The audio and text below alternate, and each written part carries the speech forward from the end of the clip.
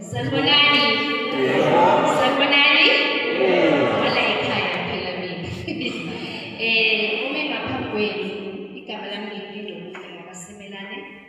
I'm the cultural officer from the Department of Culture Sports. Umnyango wezamasiko zemidlalo nobuciko. Officially responsible for culture, sports, culture and heritage and arts like in the municipality. So to go get zamasiko nobuciko nomlando wethu heritage. I'm the official that is responsible for it.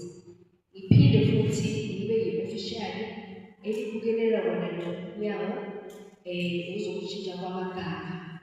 Siyabonga kakhulu and our chairperson studied with sport futhi our district municipality for organizing the venue as well as organizing the consultation.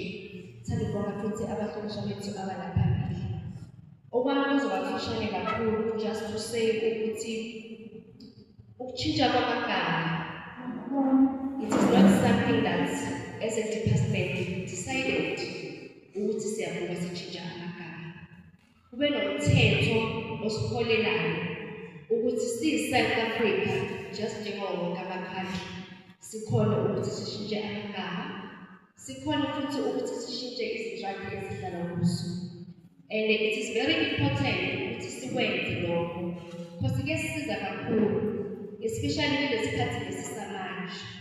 Uthi uhamba kuthiwa sekushelwe ekhaya bafike ngoRegqeberha or kuphi, they will just give you an address ukuthi ihholo likuphi, but babakunikeza le address ufuna ukufaka ku-GPS ukuthi phela alithathe likunikise lona lapho le address abayifake khona.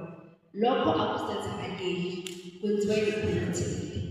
Yilo elenza ukuthi kube lula. Uyahamba bakutshela ukuthi there is a new mall ekhona ePretoria, you want to go there, whenever you advertise ufuna ukuya, ukhona ukufika before ufaka ku-GPS, i-GPS iyakulayela ukuthi ukuphi. So abantu abenza lokho yithi leli community lethu mase sisicedile ebese yonke le information sibisa kwa-GIS, and then i-GIS ikhona ukuthi sisabayifaka lapho kuBhulu. So iyasisiza kakhulu. Iphinde futhi isize futhi lezinsiza zethu, our police stations, our outlets, we cannot help ukuthi lesikhathi samanje kunabantu abazothathela emakhaya. That is very wrong. But abathi mabafika bamangena ama-plates, mabafika bangena ku-station gate, bakhona ukufaka le address and directed correctly to the place. So-ke yilokho esikwenzayo as the department, and asikhona ukwenza usodwa, sifuna ukuthi sinenze nani bahlali bakuleyo ndawo leyo because isuke i-affecta nini. Even izothini like izotshintsha lentaba ngebathi sebathu, I alone I cannot do it. Ifuna nina bahlali bala isakhile kube yini elithi asisathandi igama or le gama salithanda mara sibona masikufaka ku-GPS aliveli because ifuna livele phela alisho ukuthi nayi sine-mountain ekhona or sinomfula okhona, mara nomfula noma siwufaka asiveli. So sibukelele lokho ukuthi konke lokho sisithina ama-national features ethu, your town standards funa sithi masisifaka sivele singageza ku-standards nabanye njengoba ubakujobhusisa kahle. Asikwazi ukuthi sifaka abo-ML ebese sikhiphele omunye ML ikhiphele omunye ML. So silungisa lokho siphinde silungise nalokho okungazange kusihlale kahle singabantu abo-professional. We cannot be living endaweni ezinjalo kulesikhathi samanje. So nalokho futhi siyakubulisa siphinde futhi silungisane namagama a-wrong, abo-iSwap whereas kunenzwebe, abo-ushebo emkhondo whereas kunohlelo as a river. So siyastandardize, siphinde futhi sineme ama-extensions akhona.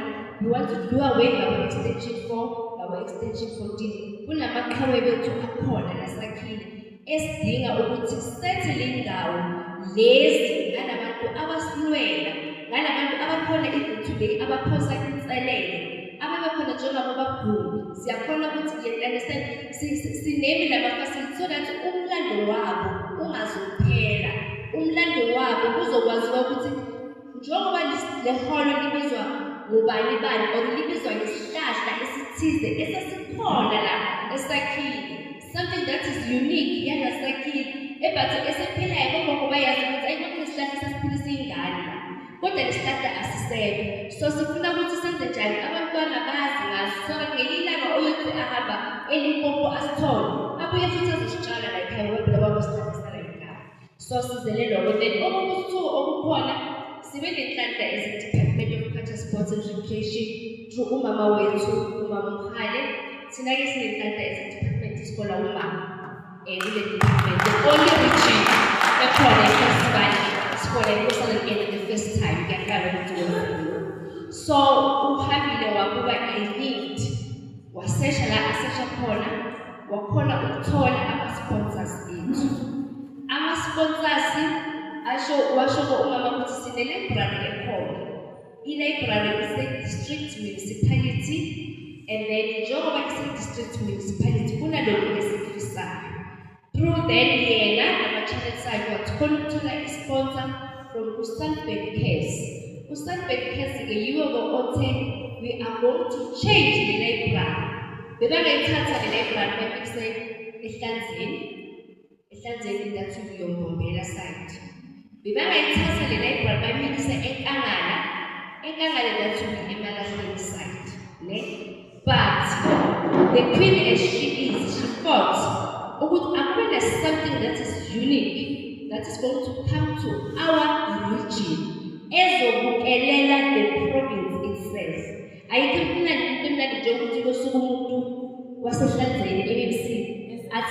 marching to and I am not even going to a local whether I handle or go and view this beautiful thing.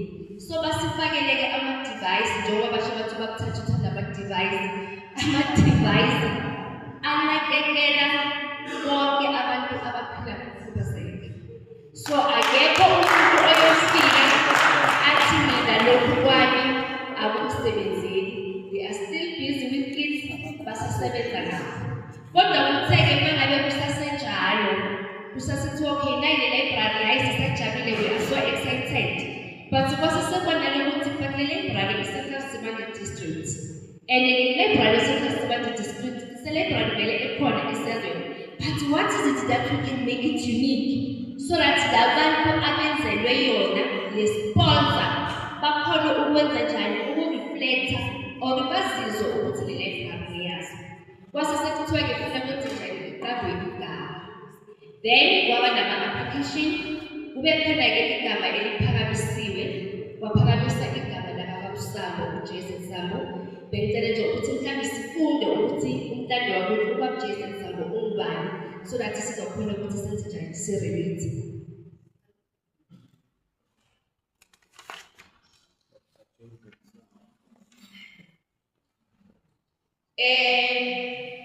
Lana must apply ngicabanga ukuthi bashilo umgomo ukuthi must apply. Siya-apply siphinde futhi si-apply ngegama lomuntu. Then must apply ngegama lomuntu ufuna bese sisenza njani? Sithola i-permission from the family ukuthi siyabona ukuthi niyaqhubeka nale application. Bese futhi mawu-apply sekenzela ukuthi ngelinye ilanga noma kusasa ekuseni ngicabanga ukuthi si-ofisi lakakhansela Nkosi sekunale esikucabangile sifuna ukukugcina. Kunezinto ekumele sizi-attach bese sekubakhona an informant. I-informant kuba umuntu ofuna ukusitshela ukuthi njengoba ninema ngalesi sihlahla or ninema ngale litshe or ninema ngalo muntu kuyini umlando kumele kube nomlando. So-ke sibona an informant eyakaBabusabo ephuma from the Mpumalanga Choral Music Association abasibhaleleke umlando wakaBabusabo ukuthi ngicela ukufunda ukuthi uDr. Sambo was born in the province of Mpumalanga and was a teacher by profession. He began his career in the program directing while furthering his studies at the University of Zululand, now known as Ongoye. He is a choral journey. His choral journey was deeply influenced by the late Professor Kabin Gom, a respected music lecturer. As he pursued his role as a master of ceremony, Dr. Sambo develop a generous spirit and a strong commitment of giving back to the community. Upon completing his studies, he returned to serve the people of Mpumalanga with passion and dedication as a teacher. Then, despite living with disability, Ubaba Samo never saw that as a limitation, but rather as a tool of achieving the greater things. So, ngicabanga ukuthi ube isibonelo ukuthi as much as ngabantu abasiphila ngokukhubazeka, but kukhulu esingakwenza to change the nation, and kukhulu esingakwenza ukuthi sicontribute kulo mphakathi okuwo.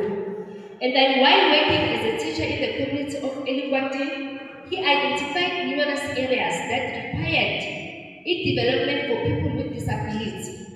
In response, he founded several non-profit organizations, NPOs and NGOs, to support the cause. And then his skills as an MC, he initially rooted in the choral fraternity, expanded to other areas, such as weddings and various events. His unique linguistic styles and motivational approach led him to author several books, further showcasing his talent. So Ubaba Samo not alone was he a teacher, not alone was he a composer, and not alone ubephila ngokukhubazeka. Ubaba Samo spread his talent, wabhala ngencwadi ezizoba khona lapha kule library yethu. And then his skills as an MC, initially rooted in the choral fraternity, was a Dr. Samo's MC career grew from a local, provincial, national, and eventually international level, earning him the distinguished title of International Program Director. In recognition of this outstanding contribution, he was honored with an award named after the former Minister of Education, Professor Khada Asmat. For this reason, say the information, the informant, law applying, there must be the informant,